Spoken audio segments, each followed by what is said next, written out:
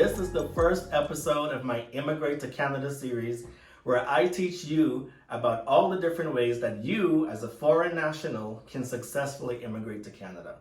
So if you want to know how you can immigrate to Canada and do it successfully and do it the right way, then you're going to want to stick around for not just this video, but for this whole series. Just a disclaimer, this is not legal advice. So you're probably watching this video because you've been thinking about moving to Canada and you just want to know what's going to work best for you.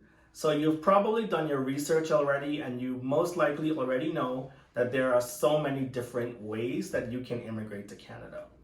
But before we can even discuss any of those different immigration classes or any of those different ways that you can move to Canada, I think we should start with what I feel is one of the most important things, and that is admissibility. Admissibility is basically like the foundation of this whole entire series, and that's because admissibility really is the foundation of any process that you choose. So admissibility, or to be admissible, means that you're allowed to enter Canada and you're not considered a security, health, or safety risk. On the other hand, to be inadmissible means that you're barred from entering or returning to the country based on security, safety, or health issues or health reasons. Believe it or not, a lot of people seem to think that they have the right to enter Canada and to stay in Canada simply because they hold a certain passport, or because they have family members here, or because they have a certain amount of money.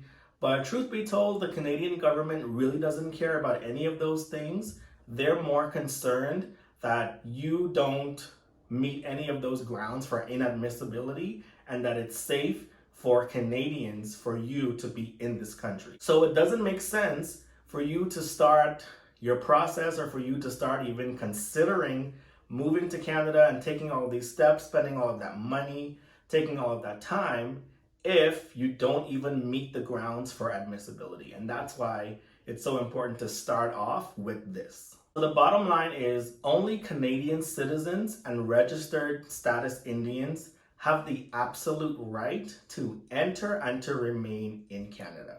So everyone else, that includes me and most likely you, is considered a foreign national, and you have to get permission from the Canadian government to stay here, whether it be on a temporary or permanent basis. So even though I myself am a permanent resident, it wasn't just handed to me just because.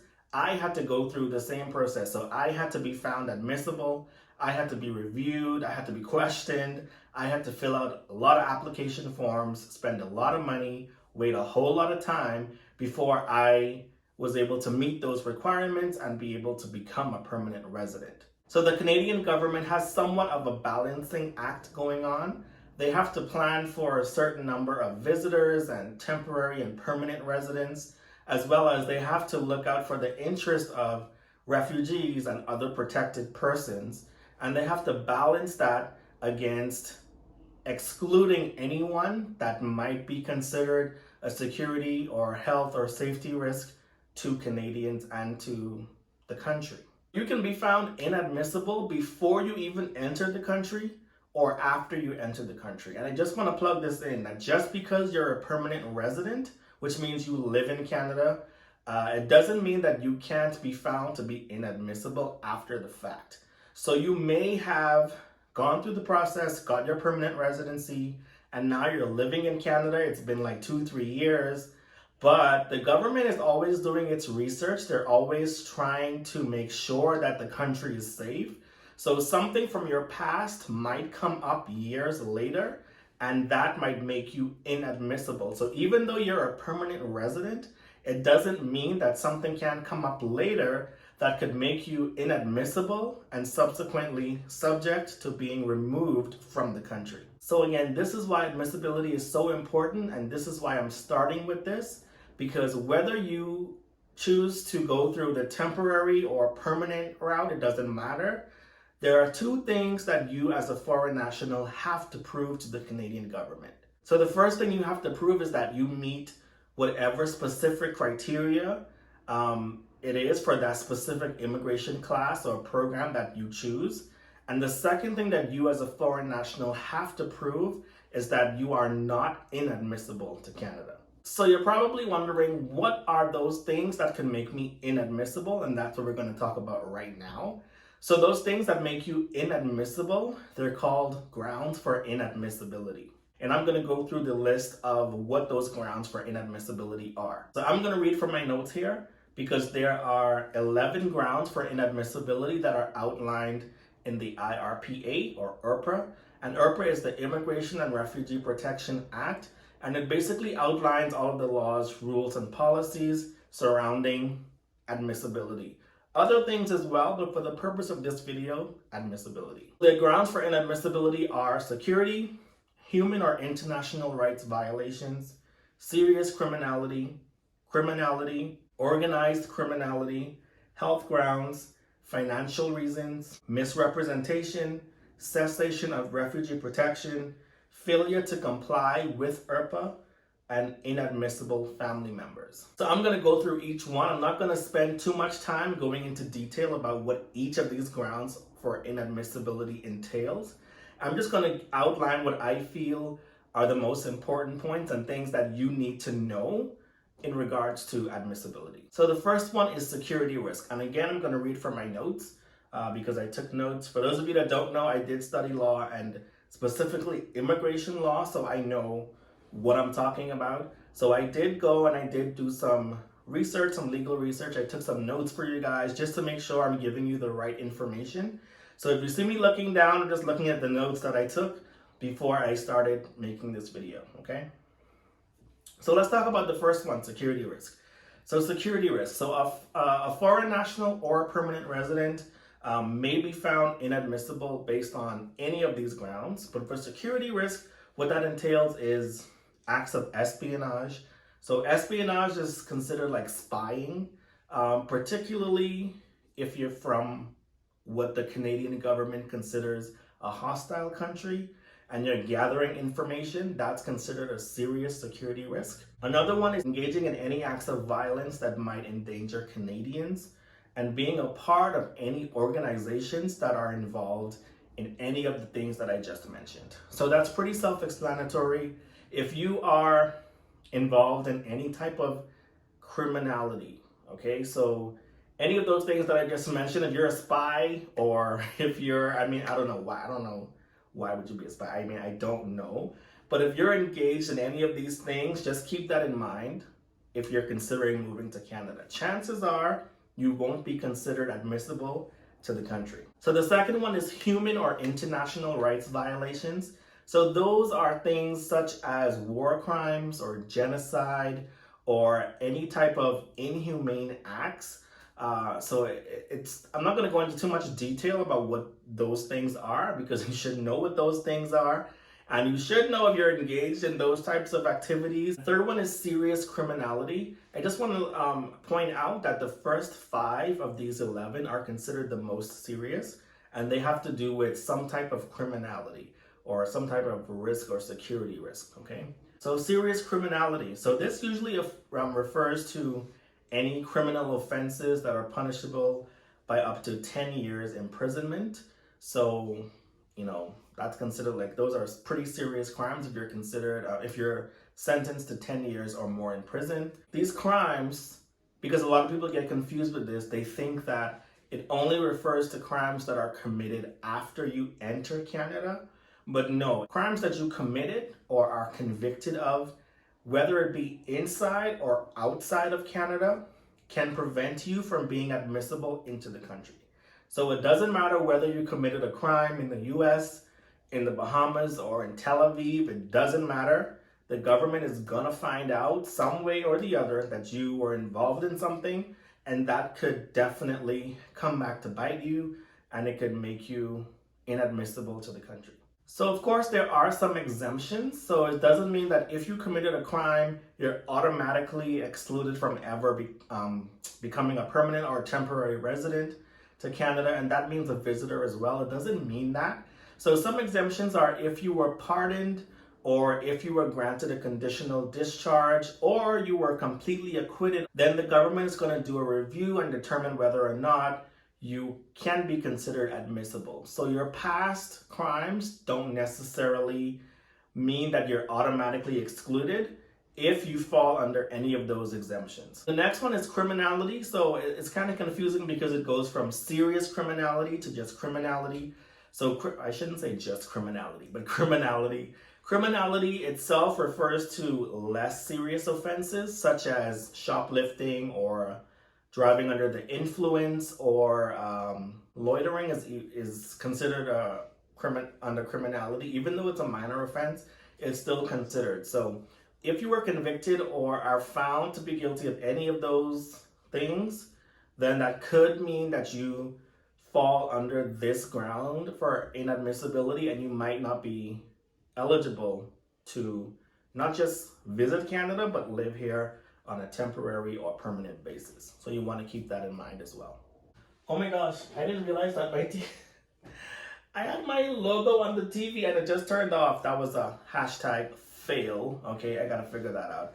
I'm in my new office setup, so I'm still trying to figure out what works best for me. So just bear with me. I don't know if I'm gonna ever put the camera back here, put my light over here. I don't know what I'm gonna do.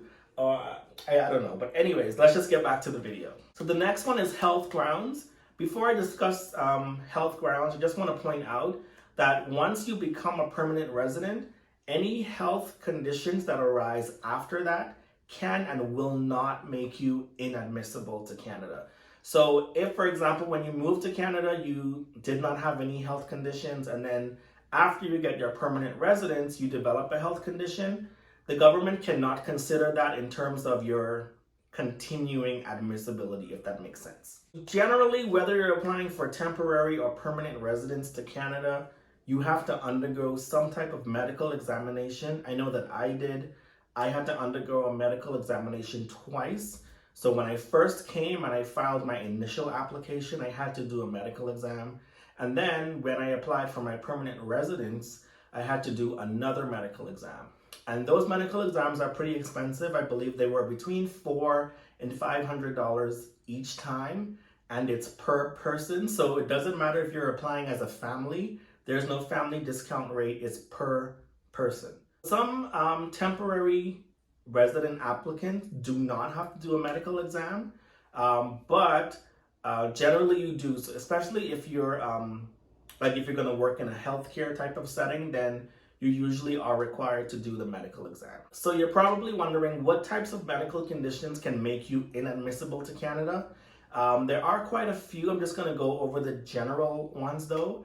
So the first one is any health condition that's considered a serious risk to public health. So for example, any diseases that are communicable, they may be considered a public health risk. Usually like mental conditions that might cause erratic or violent behavior, those could be considered a health risk. And also any medical conditions that might be reasonably considered to be excessive demand on the public health system, or not the public health system, on the healthcare system in general. So usually, I'm not going to name any conditions, but usually those conditions that require ongoing and very expensive treatment, those conditions or those types of conditions may be considered a health risk. Important thing to mention here is that STDs such as HIV and syphilis, they're not usually considered a health risk unless you as the individual is found to be promiscuous, and not just promiscuous, but engaging in unprotected sex. And if you're doing engaged in high-risk behaviors such as sharing needles and things like that. So only in those type of situations would you be considered a health risk. But just because you have an STD like HIV or syphilis does not mean that you are considered a health risk. So the next one is financial reasons. So some immigration programs do require you to provide financial proof that you're able to support both yourself and or your family. And that's a whole different video, because that's a whole different immigration class we're going to get into. But if you're not able to prove that you're that you can provide for yourself and your family over a certain period of time, then you might be considered inadmissible. And that's because that can be looked at as a reasonable demand on the social work system. So that's why it's important to make sure you have all your ducks in a row, especially if you're applying under one of those programs that require you to show financial proof of stability over a period of time. And the next one is misrepresentation. So basically lying or like false pretenses. So again, this can come up even after you get your permanent residence. If the government is doing some type of review and they discover that you left something out that they feel was important for you to mention, or if you simply withheld information or told a lie and they found that, it's more likely than not that you were telling a lie, that could come back to bite you. And so you definitely want to make sure that you're not in any of those types of situations. So just be forthcoming and tell the truth, because they're going to find out at some point. So the last grounds for inadmissibility is cessation of refugee protection. So if you come as a refugee claimant, claiming that you need refugee protection or protection from the Canadian government based on any of those grounds, and we're going to get into that in a separate video, filing a refugee claim and all of that. If your refugee hearing, or if your hearing was unsuccessful, then you are subject to a removal order. So you are given a paper that says you're subject to a removal order, and that it's kind of I call it a dormant document. So it's not a document that can be effected unless your hearing at the refugee board is unsuccessful. So you go before a refugee board, a member, which some people refer to as the judge. You go before the judge and you state your case. They ask you questions. And if they find that anything that you presented, whether it be yourself or your legal representative, if they found that any of those facts are untrue or you're just not believable, then they will deny a refugee claim. And that's when that dormant document becomes active and that removal order can now be enforced. So now it's an enforceable document, and that means that you are subject to removal from the country. So you have to leave the country. That means your refugee protection has been cessated. It's been, done. Of course, there are exemptions, like if you file an appeal. But like I said, that's a whole different video we're going to get into at a later date. Just want to point out that if you are found to be inadmissible, whether you are not in country or in country, these processes take time. It's not going to be an instant thing where it's just like they're going to show up at your door today and remove you today. It's not like that. It's a process. So these cases are reviewed by a government officer and or a minister or some type of representative of the government. So these cases are reviewed and they're taken very seriously, and they want to make sure that they're making the right decision. So they have to do a lot of investigation before they actually enforce any type of removal order of you from the country. So I just don't want to, I want to make sure I'm not instilling any fear into anybody. I just want you to know that these things take time. So, and they will give you a chance to defend yourself. They're not going to make the decision without giving you a chance to represent facts that may dispute anything that they might be trying to say. So with that being said, my best advice to you is that if you are involved or were in the past involved in any of these types of activities or behaviors that we discussed that could potentially make you inadmissible to Canada, then you definitely want to probably do some more research. Make sure that you fall under some type of exemption. And you definitely don't want to misrepresent any facts. But if you do find yourself to be inadmissible just based on anything that we've discussed today, then my best advice to you is to just consider whether or not moving to Canada, whether it be on a temporary or permanent basis, is the right thing for you to do right now. You may want to seek other legal advice and try to figure out if this is the best decision for you, because I wouldn't want you to waste your time. And most importantly, I shouldn't say most importantly, but it's an expensive process. Moving here is not cheap and it's not easy. Most likely you're giving up a lot of things, especially family. So you don't want to do all of that to come here and then have it be a waste.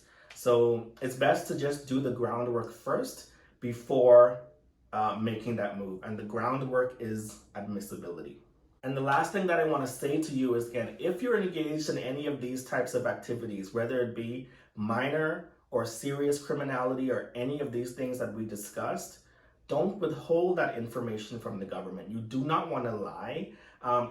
Don't think that just because you put something on that application form, it's going to automatically exclude you. Like I say, there's a review process, and you may fall under an exemption that you may not even realize that you fall under, or you may just, I don't know, you may get lucky, I don't know. But don't lie, because if you do lie or misrepresent or withhold facts and it comes up later, then it's going to be worse for you, okay? So it's best that you be upfront and be honest, and because they're going to find out.